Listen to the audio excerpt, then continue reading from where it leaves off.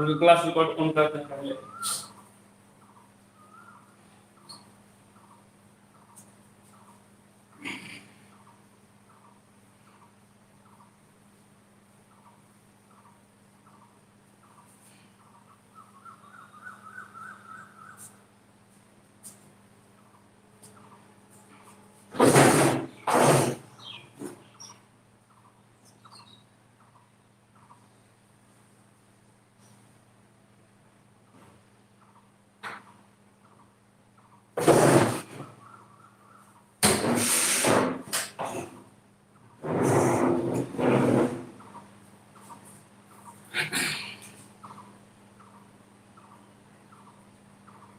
चलिए, आपको board clear दिख रहा ना?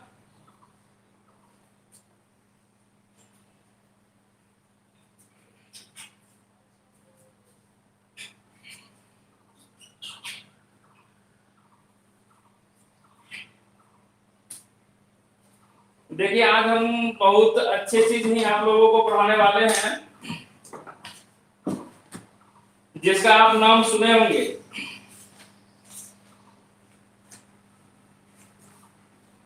सबसे पहले टॉपिक का नाम लिख लीजिएगा।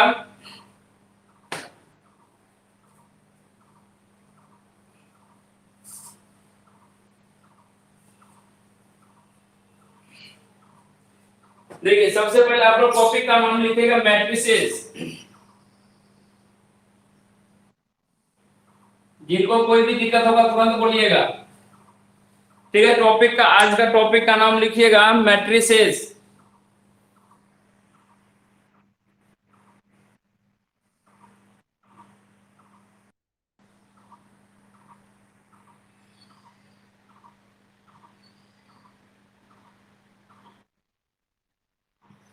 चले गए थे थोड़ा सा उसका कहते बोर्ड को साफ करने के लिए, ठीक है? अब देखो, आज जो है कि हम लोग स्टार्ट करेंगे मैट्रिसेस। स्टार्ट करेंगे, देखो मैट्रिसेस इसलिए स्टार्ट कर रहे हैं कि ये जो टॉपिक है थोड़ा सा क्या कहते हैं आसान भी है, और इससे जो क्वेश्चन पूछा जाएगा एग्जाम में बिल्कुल ही आसान क्वेश्चन पूछा जाता है, ठीक है? कर लेंगे जिससे कि हमको क्वेश्चन ज्यादातर पूछे जाते हैं।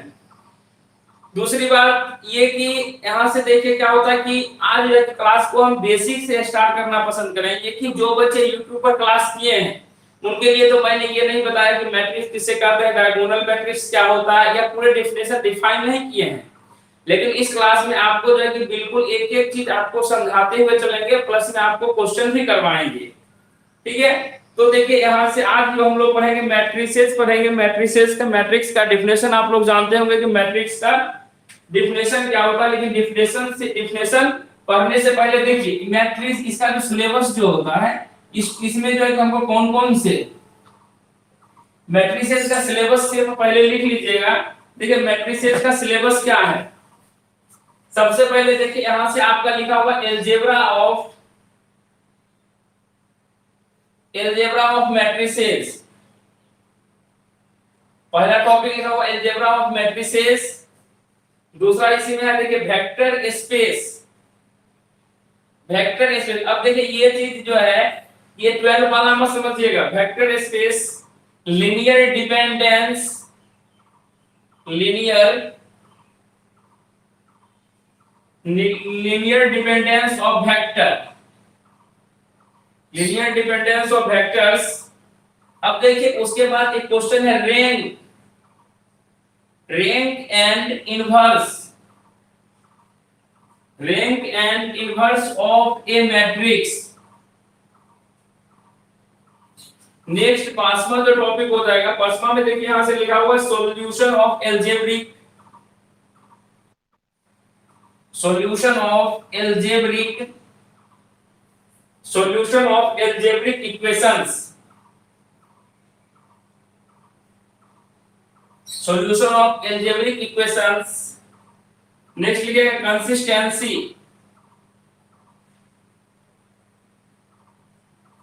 Consistency conditions,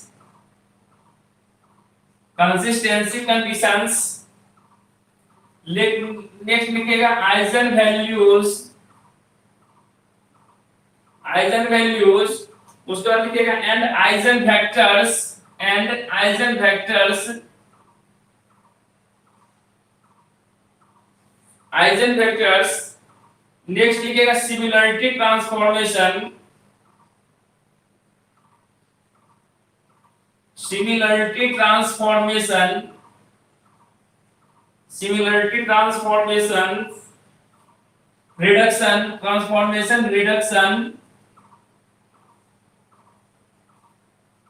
reduction to a diagonal matrix। चलिए इसको पहले आप लोग लिख लीजिएगा।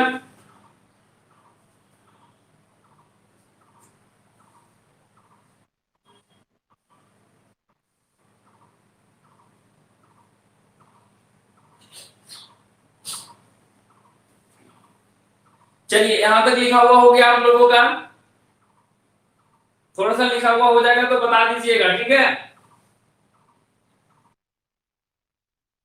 अब देखिए ये जो है कि क्लास 12 से रिलेटेड नहीं है क्योंकि अभी,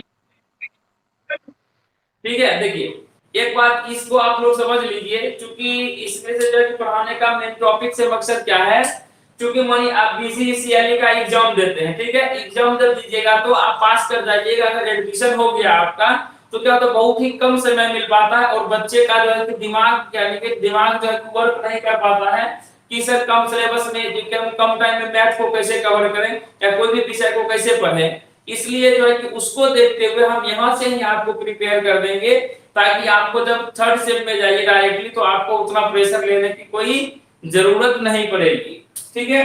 तो देखिए सबसे पहले यहाँ पे हम लोग देखते हैं लिखा हुआ अलजेब्रा ऑफ मैट्रिसेस।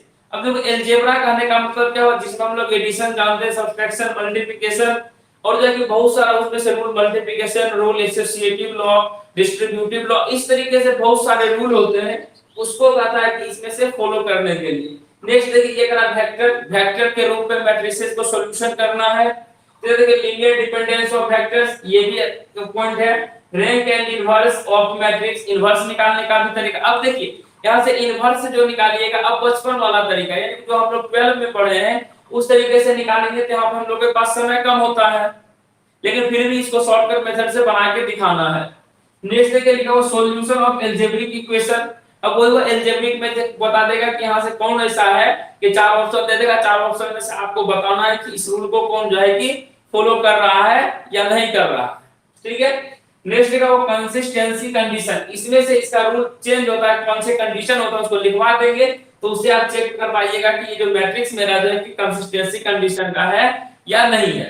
नेक्स्ट लिखा हुआ eigen value and eigen vectors, इसमें से देखिए आइजन वैल्यू मैंने सिर्फ पढ़ाया था आपको निकालने के लिए, और देखिए इतना पूरे में से कुछ नहीं पढ़ाया था, सिर्फ आइजन वैल्यूज और आइजन वेक्टर्स पढ़ाने वाला था मैं, ठीक है। तो आइजन वैल्यू सिर्फ मैं पढ़ाया था। उसके बाद एक यहां से ये चीज दिया हुआ है similarity transformation reduction to a diagonal matrix, ये भी अच्छा टॉपिक है, अच्छा पॉइंट है, ठीक है। टोटल जितना भी ये पॉइंट जो दिया गया है, ये पॉइंट आपको बीसीसी इंजीनियरिंग क्या कहते हैं इंजीनियरिंग लेवल का दिया हुआ है, ठीक है। तो इंजीनियरिंग लेवल का दिया हुआ, तो आज आपको डेफिनेशन जो हम दिखाने जा रहे हैं वो भी बिल्कुल इंजीनियरिंग लेवल का होगा। चलिए इसको मिटा रहे हैं। सबसे पहले जो है कि हम लोग डेफिनेशन पे बात करते हैं कि आगे डेफिनेशन क्या होता है, ठीक है। पहले डेफिनेशन को अच्छे से लिखने दीजिएगा, एक एक पॉइंट करके हम क्लियर करेंगे आपको। अगर क्लास अच्छा लगेगा तो बताइएगा, नहीं अच्छा लगेगा वो भी बताइएगा, तब और इंप्रूवमेंट करेंगे हम। क्या बोले, नहीं एग्जाम में केस को अलाउ नहीं है, ठीक है। देखिए हम दिखा देंगे आपको बनाने के लिए। हाँ बोलिए, क्या बोलिए। हाँ बिल्कुल पीडीएफ भी जाएगी, टोटल चीज अभी आप लोग समझ भी लीजिए, पीडीएफ भी जाएगा, ठीक है। तो देखिए लिखिएगा M a system of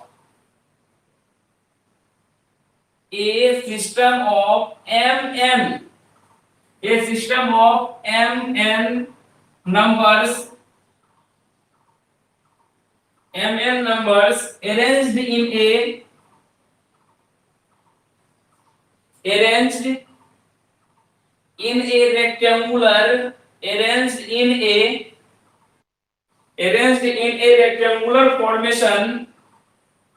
rectangular formation along M along M rows, ROWS, M rows and N columns, N columns and उसके लिखते चलेगा and bounded by a bracket, bounded by the brackets, bounded by the brackets, brackets में देखिए यहां से big bracket होता है, ठीक है, brackets is called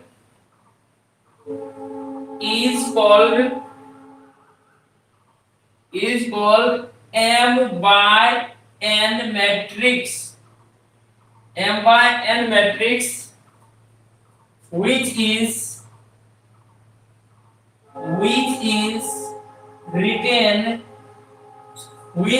written as M by N matrix.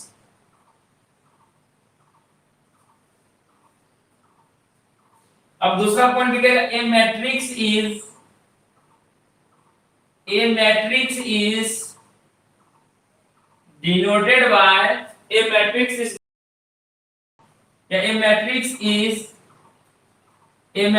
is also denoted by a single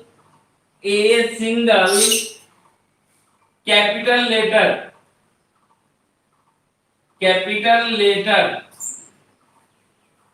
जैसे example लिख लीजिएगा 10 इस प्रकार से, यहां से a इक्वल टू हम लोग लिखते हैं, यहां से लिखिए A11 A12 A उसी तरीके से 13 A1, यहाँ पे मानिए तो कॉलम चेंज हो जाएगा A1J, इसी तरीके से आगे बढ़ाते जाइएगा तो हम लोग लिखते हैं AMN, ठीक है, M नहीं यहाँ से 1N हो जाएगा, M मान लेंगे कॉलम, और उसी तरीके से A हो जाएगा 21 A22 A23, इसी तरीके से बनेगा A2J A2N, ठीक है, उसी तरीके से आगे बढ़ेगा तो यहाँ से लिखिएगा आगे कॉलम अगर हम बढ़ाते चले जाएं इस तरीके से, माने नीचे बढ़ाते जाएंगे तो क्या हो जाएगा A, अगर मानिए हम लोग क्या मानते हैं A, अगर I मानते हैं कॉलम को, क्या हो जाएगा I1 A I2 A I3, ऐसे लिख लीजिएगा I क्या,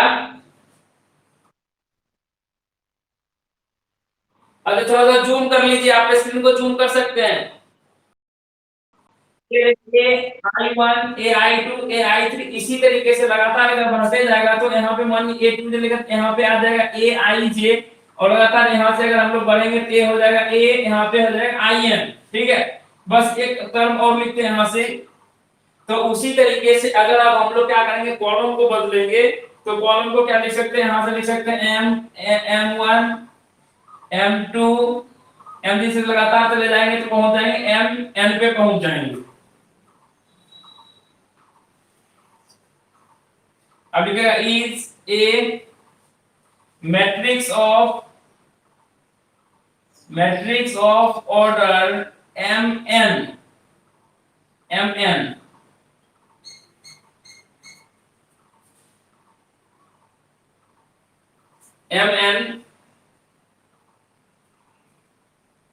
लिखेगा it has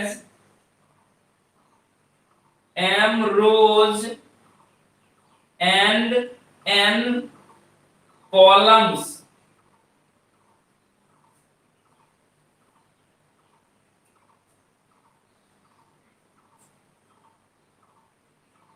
यहाँ नीचे दिख रहा है क्या, लिखेगा each of the mn numbers is called an element of the matrix, an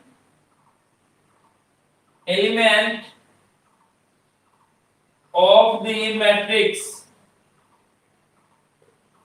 चलिए पहले यहां तक आप लोग अच्छे से लिख लीजिएगा, घबराने की कोई बात नहीं, हम एक एक पॉइंट अभी क्लियर करेंगे। थर्ड रो में ये AI1, AI2, AI3, AIJ, AIN।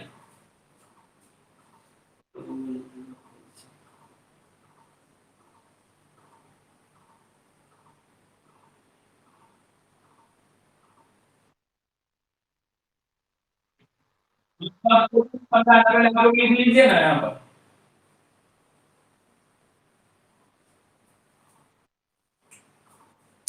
यहाँ तक अगर लिखा हुआ हो जाए तो आप लोग बताइएगा, तो हम इसको टोटल कोड समझा देंगे। आपको याद करने की कोई जरूरत नहीं पड़ेगी। चलिए अच्छा करके समझाना।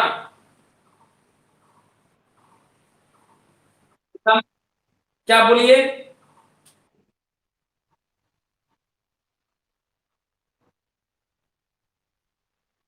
देखिए लिख लिए पहले। चलिए लिख लिए ना। चलिए ठीक है। देखिए यहाँ से डिफिनेशन भी बताएंगे और प्रत्येक पॉइंट को भी समझाएंगे, आपको दिक्कत नहीं। देखिए लिखा हुआ है a system of M N numbers, यहाँ से कह रहा है कि एम एन नंबर्स लेना है, जिसको क्या करना है, अरेंज्ड इन रेक्टेंगुलर फॉर्मेशन। इसको क्या करना है, रेक्टेंगल। देखो यहाँ से अगर इसको अगर लाइन को अगर मिला के इमेज में इस लाइन को अगर मिला देते हो तो देखो क्या, ये देखो एक रेक्टेंगल बन गया क्या, ये क्या हो जाएगा, एक रेक्टेंगल बन जाएगा। कोई का एक in a rectangular formation along M rows. Row का मतलब क्या होता है, अब इसको समझिए, इस टर्म को समझ लीजिए। देखिए एम रो, रो जो होता है, यानी कि देखो कोई भी लाइन, एक लाइन इस तरीके से खींचते हैं हम लोग, एक लाइन क्या करते हैं इस तरीके से खींचते हैं, ऊपर से नीचे की ओर खींचो तो ज्यादा बेटर लगता है। ठीक है। ये देखो सोया हुआ जो लाइन है, यानी इसको हॉरिजॉन्टल जो लाइन है इसको बोलते हैं रो। इसको क्या बोलते हैं, रो बोलते हैं। ठीक है। और वर्टिकल लाइन जो है ऊपर से जो नीचे की ओर आएगा इसको कहते हैं कॉलम।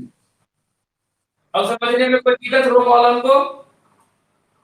अब देखिए यहाँ पे देखिए ये जो हो जाएगा A11, यहाँ तक आप इस तरीके से आगे बढ़ेंगे तो ये हो जाएगा रो गिनना। अगर आप लोग ऊपर से नीचे की ओर में ये गिन रहे हैं फिर ये गिन रहे हैं, ये हो जाएगा कॉलम को गिनना। ठीक है। अब देखिए वही रेक्टेंगुलर फॉर्मेशन अलोंग एम रोज। अब देखिए इसमें से रो की संख्या कितना हो जाएगा, एम रो होगा। देखिए लगातार बढ़ते जाइए 1 2 3 4 इस तरीके से। देखिए एम रो हो गया, यहाँ पर एम रो। ठीक है। And N column. अब जो है कि कॉलम की संख्या अगर हम लोग देखना चाहेंगे, देखो 1 2 3 4 इसी तरीके से लगातार बढ़ते गए, तो देखो लास्ट में कॉलम कितना है, एन कॉलम है। ठीक है। And bounded by the brackets. इसको देखो क्या करता है, इस संख्या को जब सजाते हैं इसी को सुंदर लगने के लिए, अच्छा लगने के लिए हम लोग क्या करते हैं, ब्रैकेट से इसको बाउंड कर देते हैं, घेर देते हैं, और कोई बात नहीं है इसमें। बोला is called M by N matrix. अब देखो इसी को, इसको देखना वर्ड को, इसको पढ़ेंगे हम, क्या पढ़ेंगे, इस मैट्रिक्स को अगर लिख देता है, इसको ओरिजिनल में जो लिखा जाता है यहाँ पे m इंटू एन रहता है। ठीक है, m इंटू एन ऑर्डर। लेकिन इसको m इंटू एन मत पढ़ना, इसको पढ़ेंगे m बाय n मैट्रिक्स। क्या पढ़ेंगे, m बाय n मैट्रिक्स। देखो कहता है कि which is written as m into n matrix. अब देखो इसको बोलता है कि पढ़ेंगे हम लोग m by n मैट्रिक्स, लेकिन लिखेंगे हम इसको क्या, m into n, लेकिन इसको पढ़ना m by n मैट्रिक्स, खास करके मैट्रिक्स के केस में। ठीक है। यहां तक समझने में किसी को कोई दिक्कत? अब देखो कहता है कि a matrix is also denoted by a single capital letter. अब देखो यहां से कोई भी एक करना है कि कैपिटल लेटर से आप इसको मैट्रिक्स को डिनोट कर सकते हो, कोई भी दिक्कत नहीं है। जैसे कि हम a बराबर लिखे थे, अब b c d जो भी लिखना आप लिख सकते हैं। ठीक है। अब देखिए ये जो मैट्रिक्स जो हम यहाँ पे तैयार किए हैं, इस मैट्रिक्स में देखिए यहाँ पर देखिए 1 लिखा हुआ है। देखिए सब जगह 1 1 1, इसी तरीके से कहां भी लास्ट तक भी चले जाइए, यहाँ पे क्या आपको मिलेगा 1 1। क्या हो जाएगा, ये रो को दिखाता है, यानी कि इसमें से फर्स्ट लेटर जो होता है वह रो को दिखाता है। यानी कि देखिए इसी तरीके से लगातार अगर हम लोग आई रो को मान लेते हैं, आई रो मानेंगे तो कितना टोटल रो हो जाएगा, आई रह जाएगा। अपन जैसे सेकंड ये थर्ड रो इसी तरीके से लगाते हैं, हम माने आई रो मान लेते हैं तो आई से स्टार्ट हो जाएगा, तो रो का वैल्यू आई रह जाएगा। लेकिन अगर मान अब हम बोले कि यहाँ से जो है कि हम जे कॉलम देखो 1 1 1, अब देखो इसमें से क्या है, सेकंड वाला लेटर कॉमन सब में चल रहा है, देखो सब में सेकंड वाला लेटर कॉमन चलेगा। तो यहाँ देखो हम लोग क्या मान ली कि जे कॉलम है बीच में जाके इसी तरीके से लगातार बढ़ते गया, तो यहाँ पे एक टर्म आ गया ए आई जे, ठीक है, ए आई जे आ गया। उसी तरीके से हम माने कि एन, हमको एन कॉलम तक चलना है, देखो एन सब में कॉमन है, तो देखो यहाँ पे एन कॉलम आ गया। अब इसी तरीके से रो को हमको क्या मान, एम रो अगर मान लिया, इसी तरीके से आगे बढ़ेगा तो एक टर्म में आ गया, लास्ट में आ गया ए इंटू एम एन, ठीक है।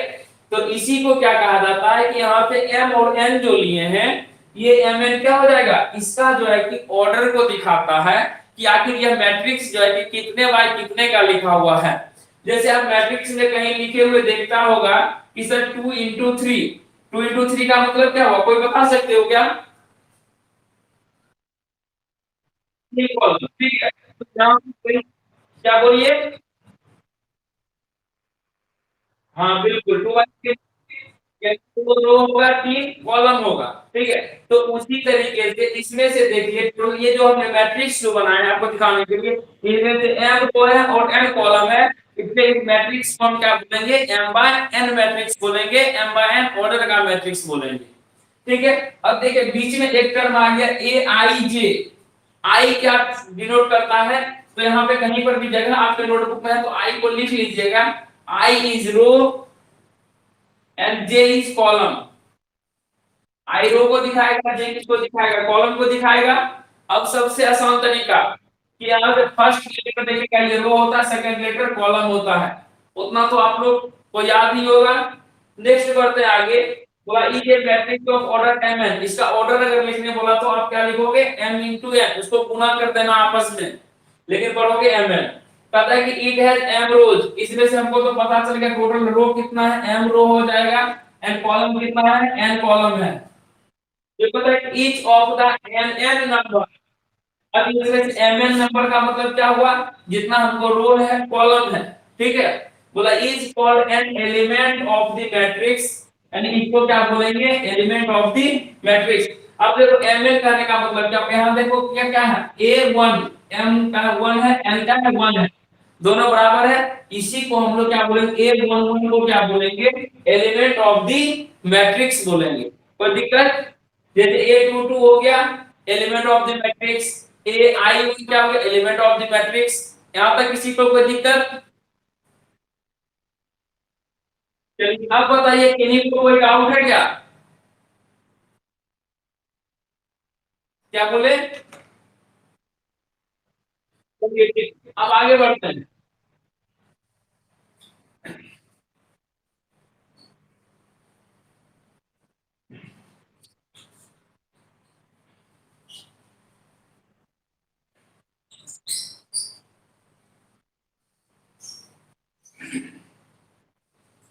अब लिखिएगा टू लोकेट एनी, लिखिएगा थोड़ा सा स्टार या क्या कहते हैं हेड डाल दीजिएगा वहां पे, लिखिए to locate any particular, mike थोड़ा बंद कर लीजिएगा सभी कोई, to locate any particular element of a matrix, element of a matrix. अब देखिए जो जो बच्चे यहां से प्रेजेंट रहते हैं उनका अटेंडेंस बनता है प्रत्येक दिन, याद रखिएगा। टोटल डाटा मेरे पास सेव रहता है कि कौन कौन बच्चे एब्सेंट है, कौन कौन बच्चे प्रेजेंट है। जो बच्चे एब्सेंट रहेंगे उनसे कभी कॉल करके समय मिलेगा तो हम पूछेंगे। नेक्स्ट लिखिएगा द एलिमेंट, लिखिए तो बराबर लिखने का कोशिश करते हैं, the elements are denoted by a letter, followed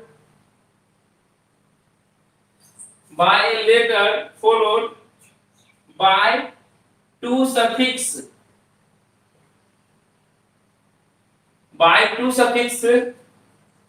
which respectively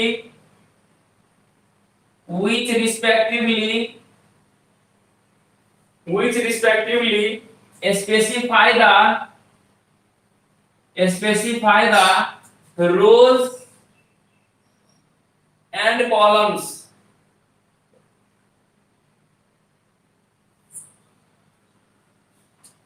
लेकिन 10 इस प्रकार से अब देखिए एक टर्म आया था ए आई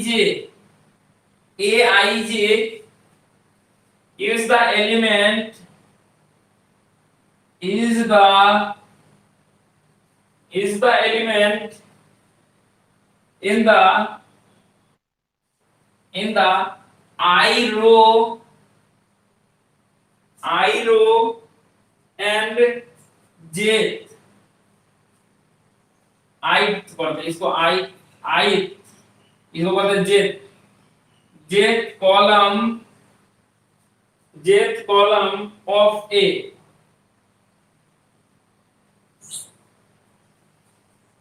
चलिए इसको लिख लीजिए जल्दी से।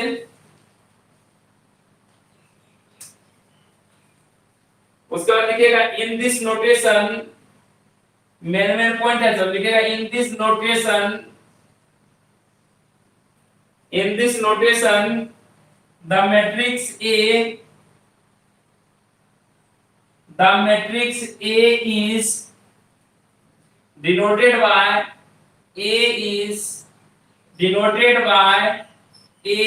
Aij।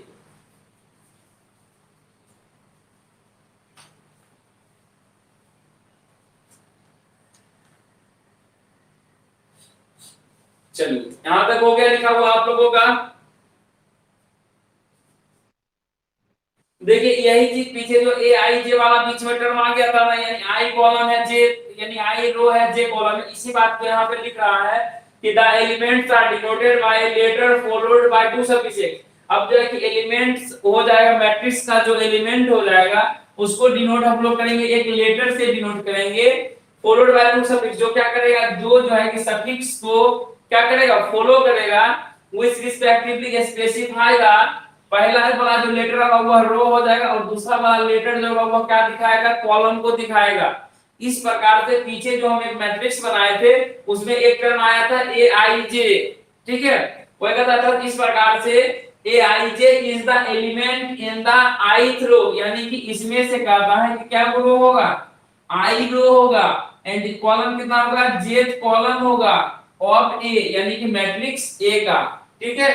तथा इन दिस नोटेशन, इस प्रकार से हम लोग the matrix A is denoted by, अगर हम लोग इसको मैट्रिक्स के फॉर्म में लिखना चाहें तो इस प्रकार से डिनोट कर सकते हैं, ठीक है। चलिए अब आगे बढ़ते हैं, नेक्स्ट पॉइंट लिखिएगा। हाँ बोलिए बोलिए, लिखिएगा उसके बाद ए मैट्रिक्स, क्या बोले, हाँ हाँ बोलिए।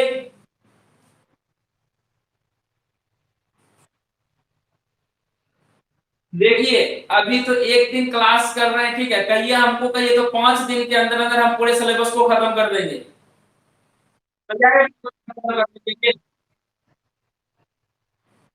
ठीक, यहाँ पे जो बच्चे तेज हैं उनके लिए बहुत अच्छी बात है कि वो जो है कि उनको रिमाइंड कर लीजिए, उनको क्लास में मन नहीं लग रहा तो वो बाद में वीडियो को देख लीजिएगा। इसलिए कहता है कि छोटी छोटी दिक्कत जो है कि आपको एग्जाम में बहुत बार से मत रखिएगा कि कहीं ये चीज नहीं बना वो चीज नहीं बना, ठीक है। लिखिए एक मैट्रिक्स, लिखिए मैट्रिक्स शुड बी ट्रीटेड, कहता तो हम डायरेक्ट क्वेश्चन यूट्यूब पर भी तो डायरेक्ट क्वेश्चन बना के डाल देते हैं, उस तरीके से डाल देते हैं, यहाँ भी कोई दिक्कत नहीं है। ट्रीटेड एज, लिखिए लिखिए ट्रीटेड, लिखिए in single entity with A number, लिखिएगा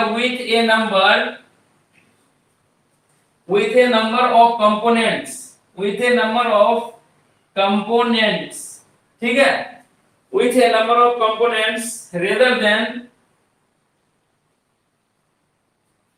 rather than rather than a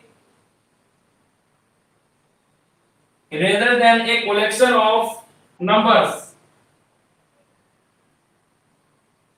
देखिए अभी कितना अच्छा एग्जांपल यहाँ पर कहिएगा कि सर ये चीज क्या है, लिखेगा एग्जांपल में, लिखेगा the coordinates of A point, the coordinates the coordinates of the coordinates of a point the coordinates of a point in solid geometry in solid geometry are given by a set of three numbers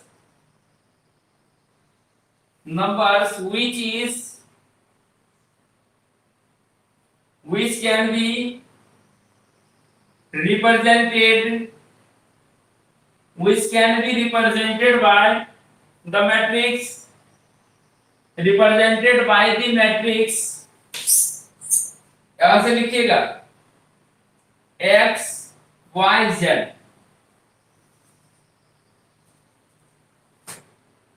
पहले हम लोग इस term को समझ लेते हैं।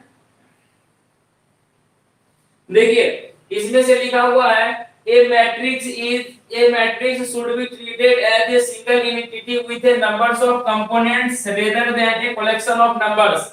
आप देखिए मैट्रिक्स का सॉल्यूशन कीजिएगा तो उसका जो आंसर निकलेगा कोई भी एक डेफिनेट नंबर नहीं निकलेगा। इसका मीनिंग जो लिखा हुआ इसका सीधा सीधी कहने का मतलब है कि जब आप कोई मैट्रिक्स को सॉल्यूशन कीजिएगा तो उसके बदले में कोई भी दूसरा मैट्रिक्स ही बाहर निकलेगा।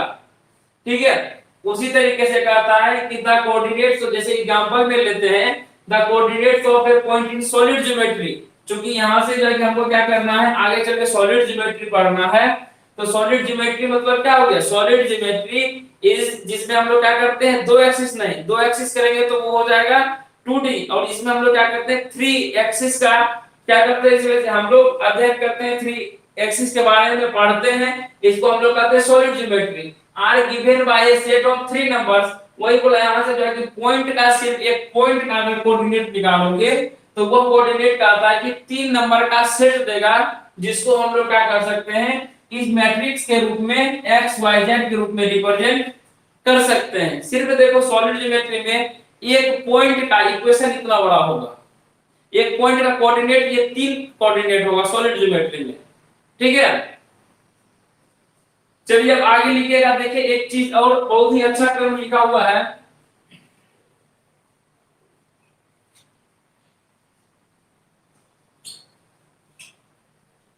देखिए बहुत ही अच्छा टर्म क्या लिखा हुआ है। देखिए अब डिटरमिनेंट, ठीक है, डिटरमिनेंट और मैट्रिक्स में क्या डिफरेंस है इसको समझना है आप लोगों को। लिखिएगा unlike A determinant, unlike A determinant, unlike a determinant, a matrix cannot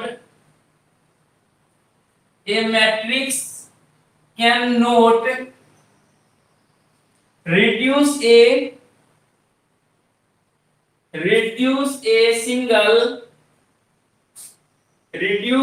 to a single number, and the question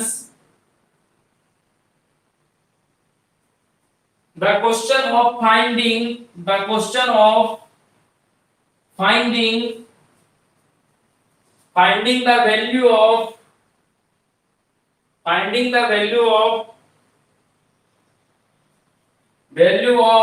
a matrix, value of matrix never arises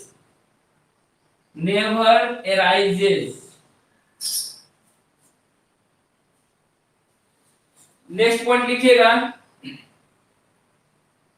the difference between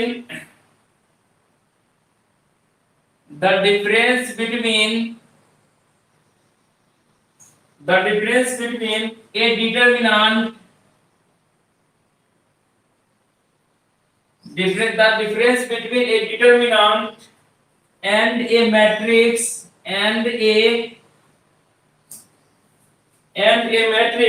is brought out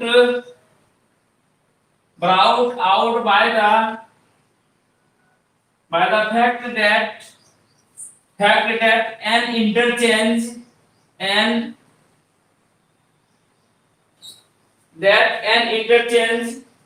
of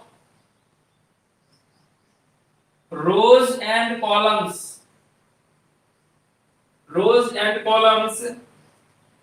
does not after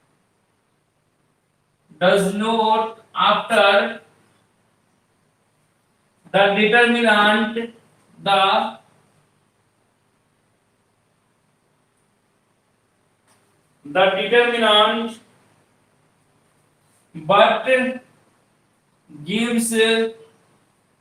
but gives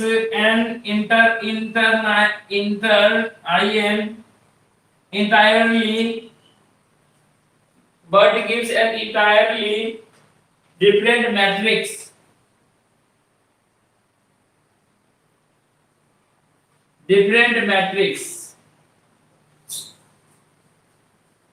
चलिए यहां तक लिखा हुआ हो जाएगा तो बड़ा सा यहां से डालिएगा, हैश डालिएगा और उसमें लिखिएगा स्पेशल मैट्रिसेस।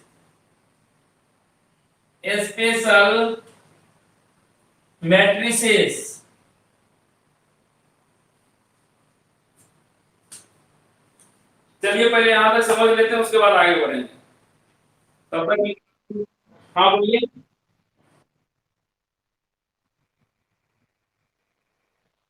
क्या जो हाँ बिल्कुल है, देखिए है 12 लेवल का, ठीक है। लेकिन इसमें से जो देखिए चूंकि थोड़ा सा इसलिए बता दिए क्योंकि आपको बेसिक नॉलेज नहीं रहेगा तो आगे कैसे बढ़िएगा, ठीक है। देखिए इसमें से आपको पढ़ना है डिटरमिनेंट भी, लेकिन देखिए अब वो 12 वाला डिटरमिनेंट नहीं है तो उसका प्रॉपर्टीज पढ़ रहे हैं, ये होगा तो 0 हो जाएगा, वो होगा तो क्या होगा, नहीं होगा, ठीक है। इसमें है देखिए लेवल जो है स्टैंडर्ड कर दिया गया है। अभी बेसिक चीज तो था इसलिए आप लोगों को लगा कि नहीं चलो भाई क्या सर लिखा रहे हैं आज का, ठीक है। नेक्स्ट क्लास देखिएगा कितना सुपर जाएगा और अच्छा ही जाएगा। देखिए इसमें लिखा है, देखिए हम ये नहीं सोचते कि आपसे हम 300 रुपए लिए ना तो मतलब कि इस तरह इधर उधर करके छोड़ दिए। बहुत सारे बच्चे 3-3 हजार 4-4 हजार में कोर्स खरीद के पछता रहे हैं, कॉल करते सर हमें क्लास नहीं मिलती है अच्छे से सर जितना उम्मीद किए थे।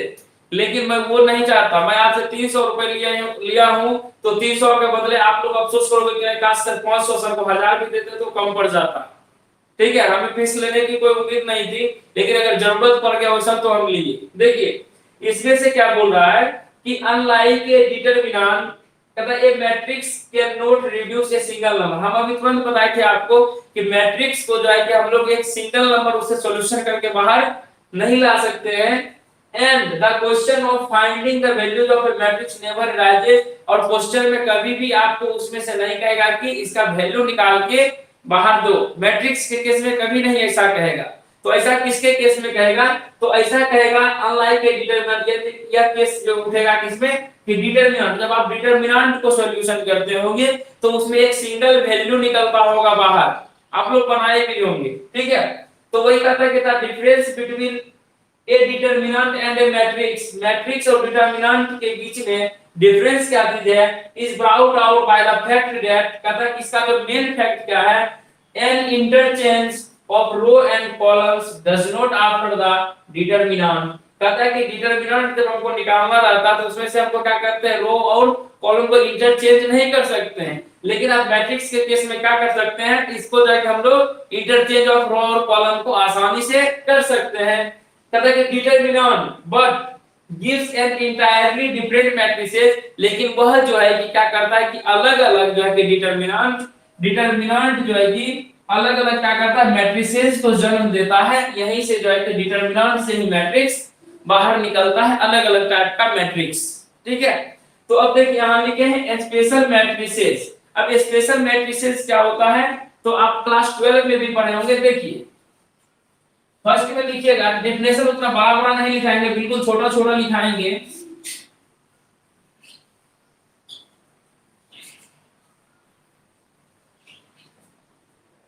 लिखिएगा रो एंड कॉलम मैट्रिसेस। क्या लिखिएगा, यहां पे लिख लीजिए row and column matrices, COLUMN column matrices. अब देखिए यहां से कोई आपसे पूछेगा कि ये रो मैट्रिक्स क्या होता है, कॉलम मैट्रिक्स क्या होता है, तो आप क्या बताइएगा उसको।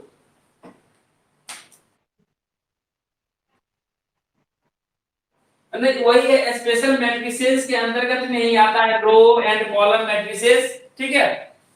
तो अब बढ़ते जाएगा, टाइप्स ऑफ मैट्रिक्स में चलेंगे। लिखिएगा ए मैट्रिक्स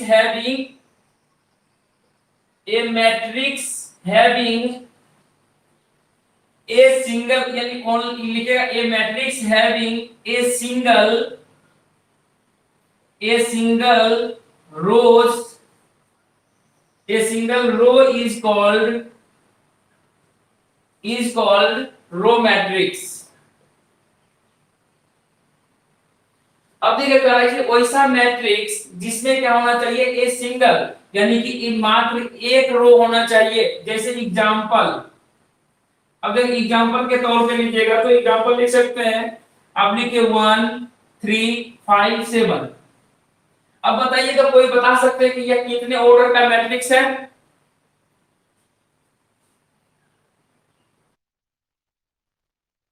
हाँ, तो क्या होगा, 1/4 इंटू नहीं, इंटू कौन बोले हैं, उनका गलत है, 1/4 पढ़ेंगे, ठीक है? लिखेंगे इस तरीके से। अब देखिए हम क्या बोले थे कि रो मैट्रिक्स वैसा मैट्रिक्स जिसमें से सिर्फ एक कॉलम होना चाहिए, यानी एक रो होना चाहिए। कॉलम तो ढेर सारा, बहुत सारा भी हो सकता है, कोई दिक्कत नहीं है, सिर्फ रो एक होना चाहिए, ठीक है। नेक्स्ट लिखिएगा, अब देखिए रो मैट्रिक्स के बारे में, अब हम लोग कॉलम मैट्रिक्स लिखते हैं। कॉलम मैट्रिक्स का डेफिनेशन क्या लिखिएगा, लिखेगा a matrix having a single column is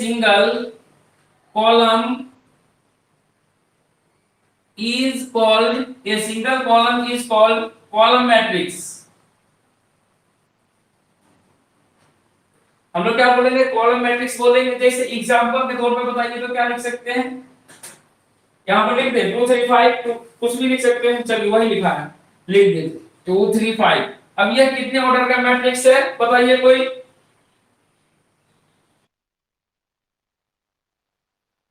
good, यानी कि नीचे से जो है कि हमको सिर्फ कॉलम एक होना चाहिए, रो बहुत सारा भी हो सकता है, कोई भी दिक्कत नहीं है। अब देखो एक मेन पॉइंट क्या आता है यहाँ पे उठ के बाहर, कि आखिर जो है कि देखो वेक्टर लगा देता है सब में, कि वेक्टर किसको करते हैं। तो यहाँ लिखिएगा, row and column matrices, row and column matrices are sometimes called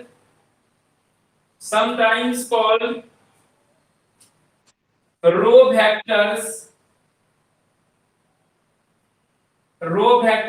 and column vectors। अब देखिए यहां से, अब देखिए इसमें हमको अगर माने बेसिक चीज अगर छोड़कर डायरेक्ट क्वेश्चन पे आते तो क्या ये चीज अभी समझ पाते। अब कोई अगर आपको पूछ दे कि रो वेक्टर्स क्या होता है, कॉलम वेक्टर्स क्या होता है, तो आप उसको बता सकते हैं आसानी से, बता सकते हैं ना।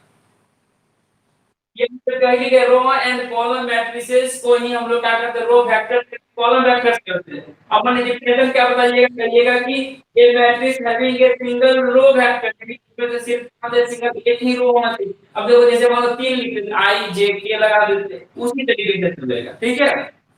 चलिए बहुत बढ़िया, अब हम आगे बढ़ते हैं। चलिए अब हेडिंग डाल लिख लीजिएगा स्क्वायर मैट्रिक्स। क्या लिखिएगा, स्क्वायर मैट्रिक्स के बारे में लिखिए।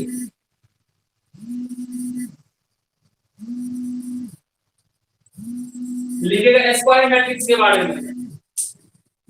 कोई कॉल कर रहा है, कौन है, मिंटू है।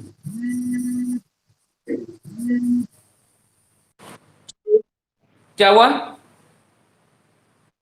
देखिए अब जो है तो स्क्वायर मैट्रिक्स के बारे में देखते हैं। तो स्क्वायर मैट्रिक्स किसको कहते हैं बताइए, तो आप लोग को तो पता ही होगा। अब रो एंड कॉलम क्या कहते हैं, बराबर करेंगे तो रखते हैं 12 के डिवीजन। हाँ देखिए, अब देखिए ये हुआ कि यहाँ से आप इसका डिफिनेशन लिखिएगा। लिखिए a matrix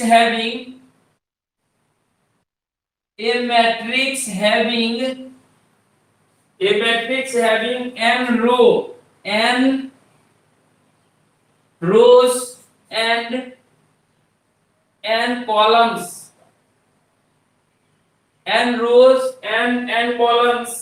is called a square matrix.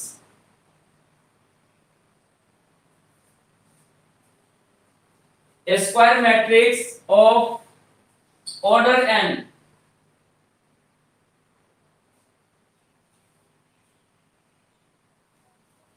देखिए ये जो मैट्रिक्स, देखिए हम भी वही चीज लिखे जो आप डिफिनेशन में बताएं वो चीज लिखे। क्योंकि आप मानिए 12 कर लिए तो 12 में भी वही डिफिनेशन बोल रहे हैं। अब आप इंजीनियरिंग करने जाइएगा, इंजीनियरिंग में भी वही डिफिनेशन बोलिएगा तो थोड़ा सुनने में अच्छा नहीं लगता है। तो इसलिए लिखिएगा, किसी को भी बोल सकते हैं ये matrix having m rows and m columns is called a square matrix of m orders, या n मानेगा तो n ऑर्डर्स। थोड़ा सा स्टैंडर्ड सुनने में लगेगा, उसको कुछ अलग लगेगा। अलग लगेगा तो वो आपकी बातों को ध्यान से सुनेगा, ठीक है। तो अब आगे लिखिएगा। देखिए इसी में से क्या पॉइंट अब बाहर आएगा, इसको अच्छे से समझिएगा। स्क्वायर मैट्रिक्स से ही डिटरमिनेंट का जन्म हुआ है, ये बात आप लोग जानते ही हैं, ठीक है। तो लिखिएगा द डिटरमिनेंट हैविंग, साथ ही साथ दोनों चीज लेके चल रहे हैं। The determinant having the same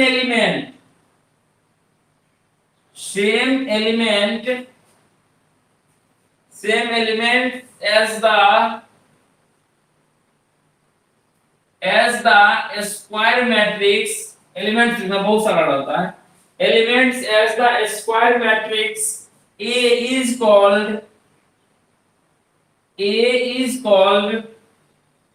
the determinant of matrix, the determinant of matrix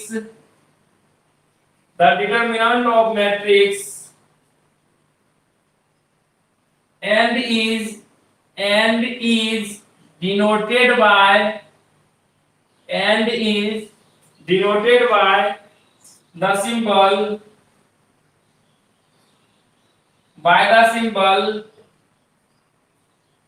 जैसे एग्जांपल के तौर पे लिख लीजिएगा। जैसे कि ए बराबर हम लोग मान रहे हैं मैट्रिक्स 1 2 3 2 3 4, अब लिखिए 3 4 5, ठीक है। तब इसी को कहता कि एंड यहाँ पर, तब यह डिटरमिनेंट अगर आप लोग निकालना चाहते हैं तो यह जो है कि इसका सिंबल क्या हो जाएगा, चेंज हो जाएगा। यह जो है कि बिल्कुल मॉडुलस की तरह हो जाएगा। इसको लिख दीजिएगा 1 2 3 2 3 4 और इसको लिखिएगा 3 4 5।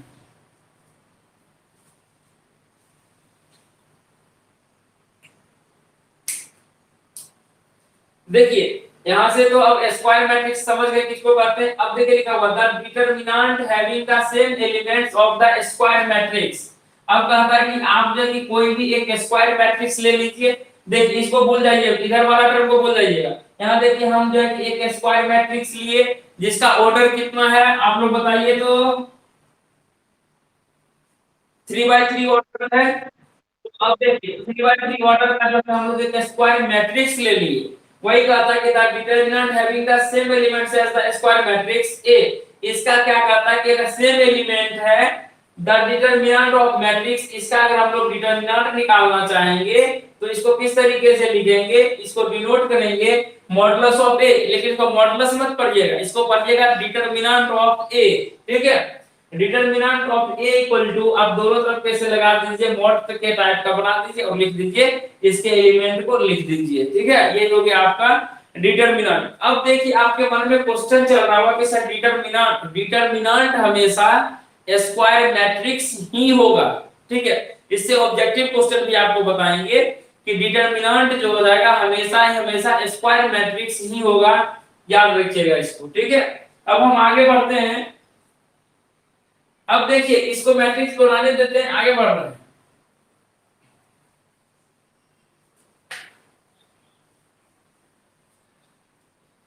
अब देखिए लिखिएगा, देखिए कितना बहुत ही अच्छा पॉइंट है, लिखिएगा द डायगोनल, लिखिएगा the diagonal of this matrix, the diagonal of, the diagonal of this matrix containing CONTAI or TAI, हाँ NING, containing the elements, containing the elements 135, 135 is called, is called, is called leading, leading or principal diagonal, DIAGONAL, principal diagonal. ठीक है, अब देखिए दूसरा point को भी लिखिएगा अच्छे से, लिखिएगा the sum of, the sum of, the sum of the diagonal, the sum of the diagonal elements of, elements of a square matrix, a square matrix a is called, is called trace of, trace of A।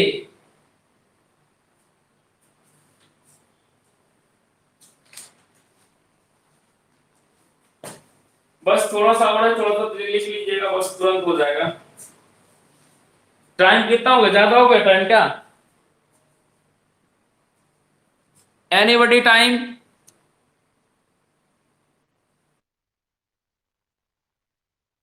अच्छा 9 बज गया, किसी को कहीं चलना नहीं है, थोड़ा सा 10-15 मिनट में दे सकते हैं आप लोग, 10-15 मिनट और समय दे सकते हैं क्या?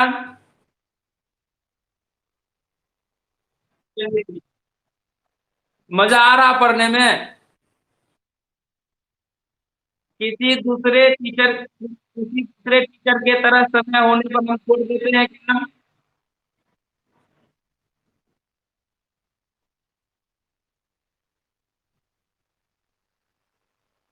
ठीक है बिल्कुल।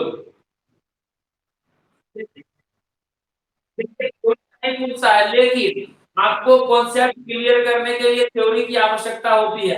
अगर आपसे ट्रेस ऑफ ए क्या होता है, तो आप बौख जाइएगा, जब आप आइगन वैल्यू पढ़िएगा तो ट्रेस ऑफ ए का होना जरूरत पड़ता है, तब वो पूछेगा सर ट्रेस ऑफ ए होता क्या है।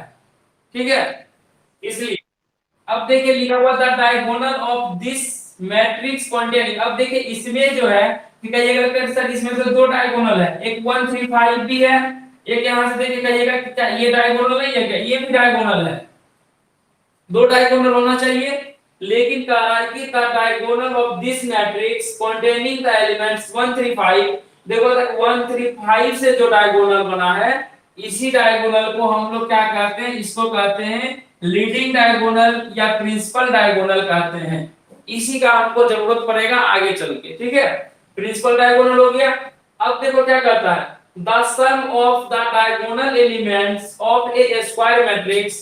अब देखो क्या होना चाहिए, ट्रेस के बारे में अच्छे से समझना कि अगर कोई भी ट्रेस कहे निकालने के लिए तो सबसे पहले मैट्रिक्स को चेक करना, वह मैट्रिक्स तुम्हारा होना चाहिए स्क्वायर मैट्रिक्स होना चाहिए।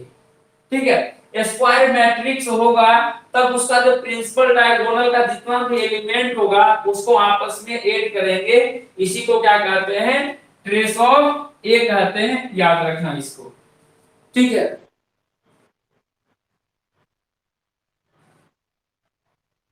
अब 1 इज कॉल्ड प्रिंसिपल डायगोनल और लीडिंग डायगोनल। ठीक है, ये तो हमको नहीं लेना है, इसको नहीं लेना। या नहीं, दोनों नहीं ले सकते, यहां से आपको विवाद में इसी, क्या बोले फिर से बोलिए।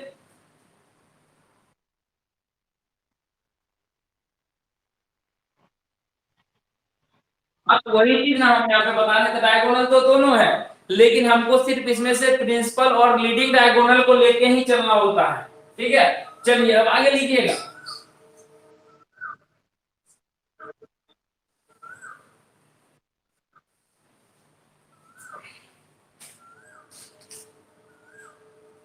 लिखिए a square matrix,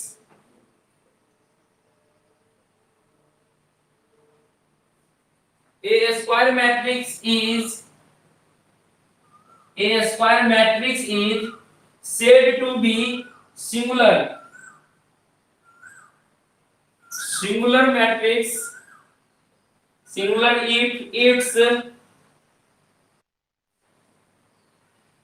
its determinant is zero, otherwise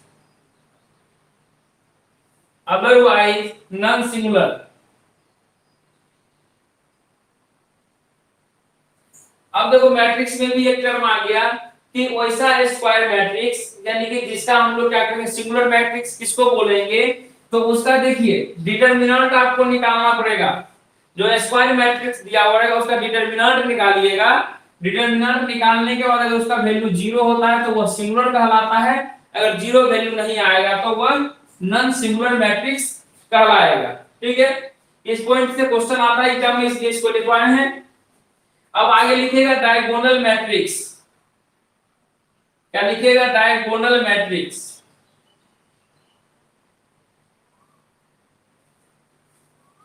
लिखिए a square matrix, a square matrix all of whose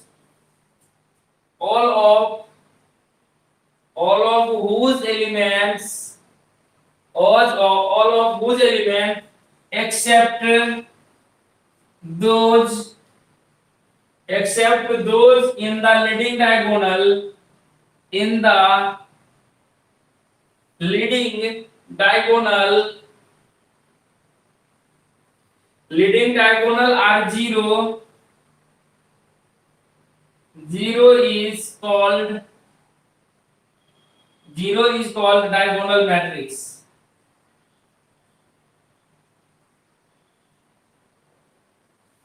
देखिए डायगोनल मैट्रिक्स का एग्जांपल हम लोग लिखते हैं, यहां से एक एग्जांपल लिख देते हैं। लिखेगा 3 0 0 0 -2 0 0 0 6। देखो कहा था कि डायगोनल मैट्रिक्स, यानी कि बात तो दिमाग में आ गया होगा, लेकिन यहाँ पे होना चाहिए स्क्वायर मैट्रिक्स। इसको ध्यान रखना, a square matrix all of whose element except those, उसको छोड़ के इन द लीडिंग डायगोनल, यानी कि लीडिंग डायगोनल को छोड़ने के बाद जितना भी एलिमेंट्स होना चाहिए वह क्या होना चाहिए, जीरो होना चाहिए, तब उसको हम लोग क्या बोलेंगे, डायगोनल मैट्रिक्स कहते हैं। अब देखिए क्या चीज, बिल्कुल स्क्वायर होगा। अब स्टूडेंट पहले पढ़ाए थे कि प्रिंसिपल डायगोनल होने के लिए उसको क्या होना चाहिए, स्क्वायर मैट्रिक्स होना नेसेसरी है। आगे लिखेगा diagonal matrix, a diagonal matrix whose all the leading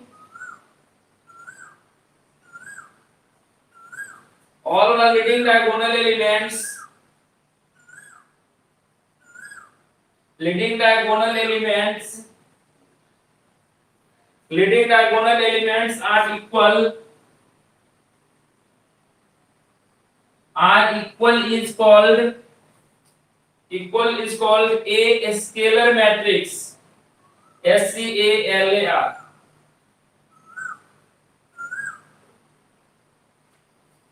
scalar matrix example लिखिएगा 3 0 0 0 3 0 0 0 3।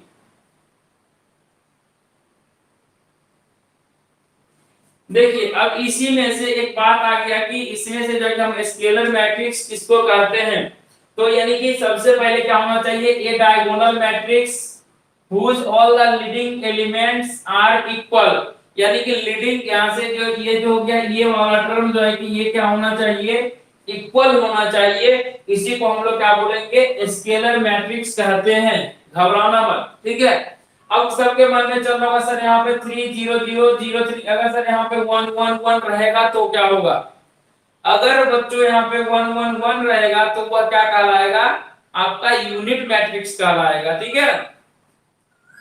वो क्या कहलाएगा, यूनिट मैट्रिक्स कहलाएगा। तो आज के क्लास को यहीं पे समापन भी करते हैं, ठीक है।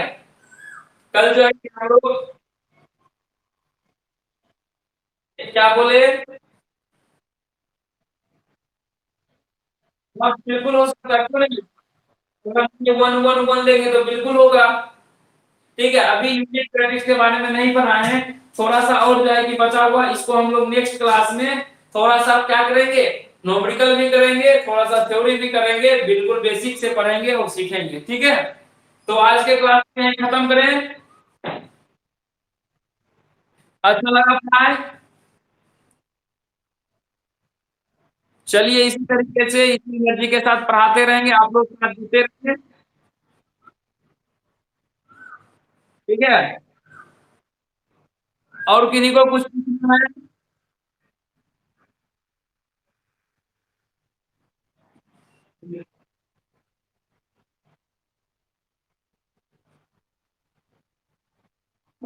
हाँ बिल्कुल, सबका जो है मैथमेटिक्स कॉमन पेपर होता है, और जो होता है क्या होता है, हाँ कॉमन होता है।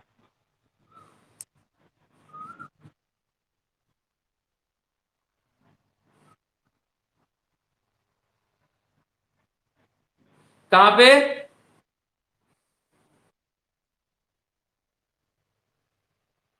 हाँ हाँ हाँ, वहां पर ट्रेस में जो लिखाए हैं, हाँ वही तो लिखा है कि सम ऑफ प्रिंसिपल डायगोनल, जितना भी प्रिंसिपल डायगोनल का एलिमेंट होगा उसी को लिखना है, जोड़ना है। सम ऑफ डायगोनल सिर्फ लिखाए थे, वो सम ऑफ प्रिंसिपल डायगोनल एलिमेंट लिख दीजिएगा। ऐसे पीडीएफ मिल जाएगा तो उसमें से मिल जाएगा आपको, चलिए ठीक है, क्लास को एंड करते हैं। क्या, हाँ बोलिए।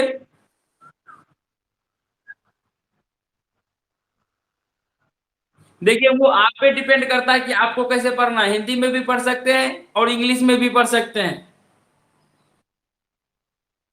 देखिए टीचर लोग लिखेंगे इंग्लिश में, ठीक है, समझाएंगे हिंदी में। चलिए, क्या बोले।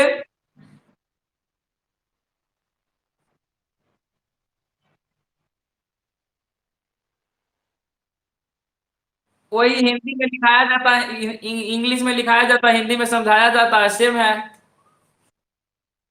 हाँ डिप्लोमा भी, मैंने डिप्लोमा करके बीटेक कर रखा है। हाँ बोलिए। हाँ बिल्कुल। देखिए प्रोसेस कुछ नहीं है, यहाँ से आप जैसे एग्जाम देते हैं, एग्जाम दीजिए, एग्जाम देने के बाद आपका रैंक अच्छा आता है, तो रैंक अच्छा क्या मतलब, रैंक अच्छा रहेगा तो कोई भी ब्रांच मिल जाएगा आपको। रैंक के पे डिपेंड करता है, जिनका जिनका अच्छा रहता है वो क्या करते हैं, सिविल लेने की ज्यादा कोशिश करते हैं।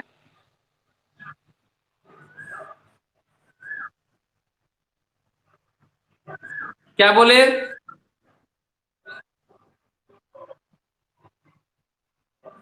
हाँ बिल्कुल। चलिए क्लास को बंद कर, आज के लिए बात, आप लोगों को मिलते हैं हम लोग नेक्स्ट डे, यानी कि कल 8 बजे।